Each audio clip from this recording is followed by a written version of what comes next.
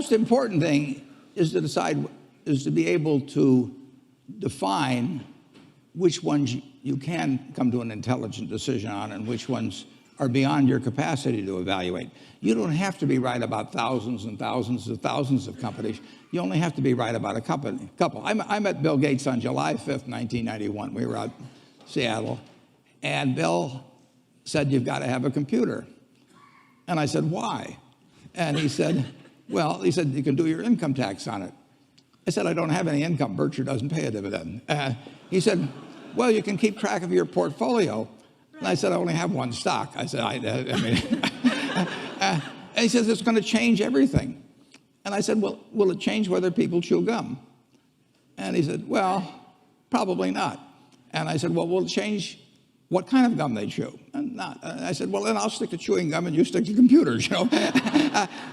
I don't have to understand all kinds of business. There's all kinds of business I don't understand. But there's thousands of opportunities there. I did understand the Bank of America, and I'll be able. I'm able to do that. I'm able to understand some given percentage. But Ted Williams wrote a book called The Science of Hitting, and in The Science of Hitting, he's got a diagram, shows him at the plate, and he's got the strike zone divided into 77 squares, each the size of a baseball. And he says, if I only swing at pitches in my sweet zone, which he shows there, and he has what his batting average would be, which is 400. If he had to swing at low outside pitches, but still in the strike zone, his average would be 230. He said the most important thing in hitting is waiting for the right pitch. Now, he was at a disadvantage because if the count was 0-2 or 1-2 or so on, even if that ball was down where he was only going to bat 230, he had to swing at it. In investing, there's no called strikes. People can throw Microsoft at me and you name it, any stock, General Motors, and I don't have to swing. And nobody's going to call me out on called strikes. I only get a strike called if I swing at a pitch and miss. So I can wait there and look at thousands of companies day after day, and only when I see something I understand and when I like the price at which it's selling, then if I swing, if I hit it, fine. If I miss it, it's a strike. But it's an enormously advantageous game. And it's a terrible mistake to think you have to have an opinion on everything. You only have to have an opinion on a few things. In fact, I've told students, if when they got out of school, they got a punch card with 20 punches on it, and that's all the investment decisions they got to make in their entire life, they would get very rich because they would think very hard about each one. And you don't need 20 right decisions to get very rich. 4 or 5 will probably do it over time. So I don't worry too much about the things I don't understand. If you understand some of these businesses that are coming along and can spot things on, if you can spot on Amazon, for example, it's a tremendous accomplishment what Jeff Bezos has done. And I tip my hat to him. He's a wonderful businessman. He's a good guy too. But could I have anticipated that he would be the success and 10 others wouldn't be? I'm not good enough to do that. But fortunately, I don't have to. I don't have to form an opinion on Amazon. And I did form an opinion on the Bank of America, and I formed an opinion on Coca-Cola. Coca-Cola's been around since 1886. There's 1.8 billion 8-ounce servings of Coca-Cola products sold every day. Now, if you take 1 penny and get 1 penny extra, that's $18 million a day. And 18 million times 365 is 7 billion, 3 less 730 billion, or $6,570 million. So annually, $6,570 million from 1 penny. Do you think Coca-Cola is worth a penny more than Joe's Cola?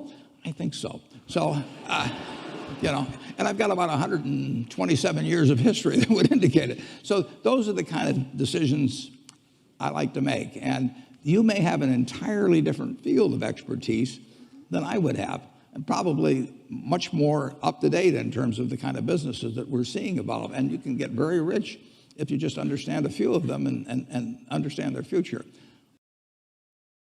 My name is Mark Hake. I'm from Scottsdale, Arizona, and I'm very interested in your policies on diversification and also how you concentrate your investments. And I've studied your annual reports going back a good number of years, and there's been years where you had a lot of stocks in your marketable, equitable securities portfolio, and there was one year where you only had 3 in 1987.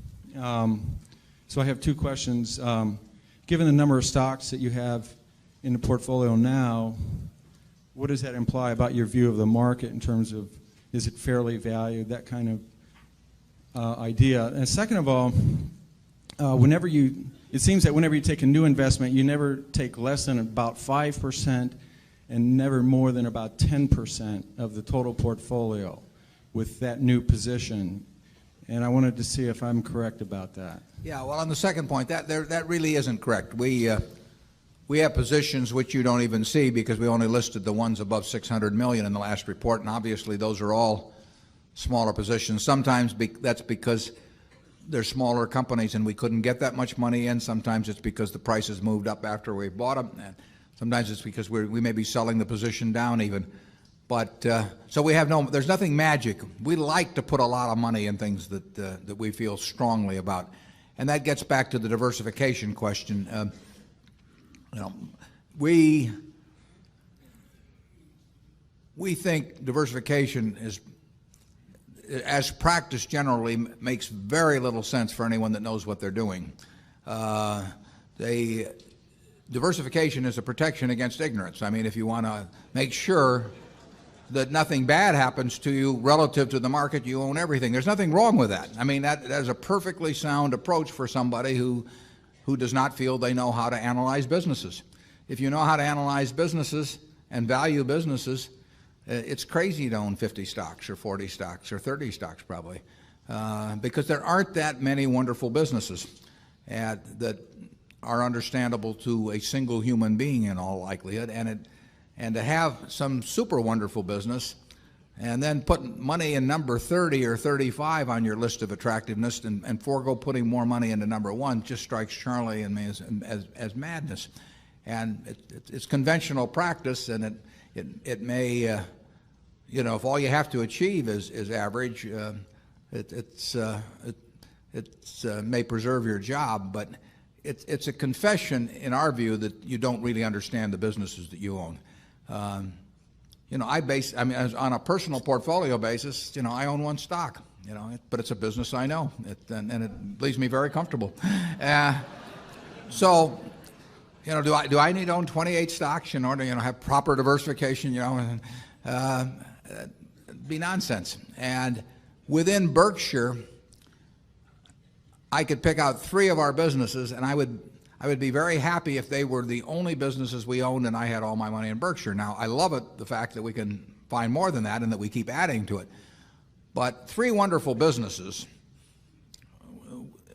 is more than you need in this life to do very well. And the average person isn't going to run into that. I mean, if you look at how the fortunes were built in this country, they weren't built out of a portfolio of 50 companies. They were built by someone who identified with a wonderful business. Coca-Cola is a great example. A lot of fortunes have been built on that. And there aren't 50 Coca-Colas.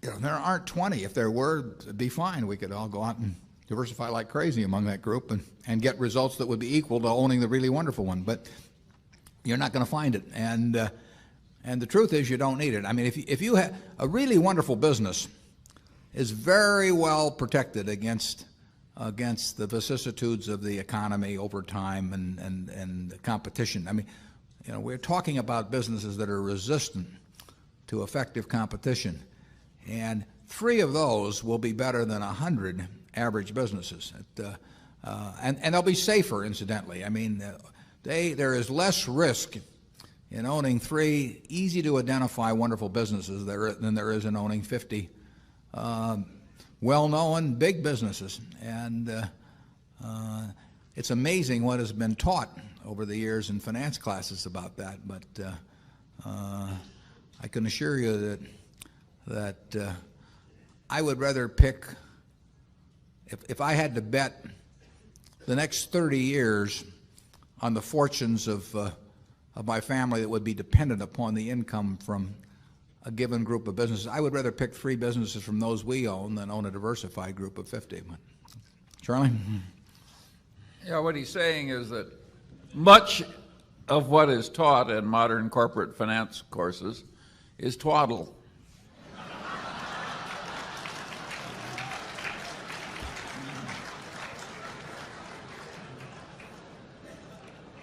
You want to elaborate on that, Charlie?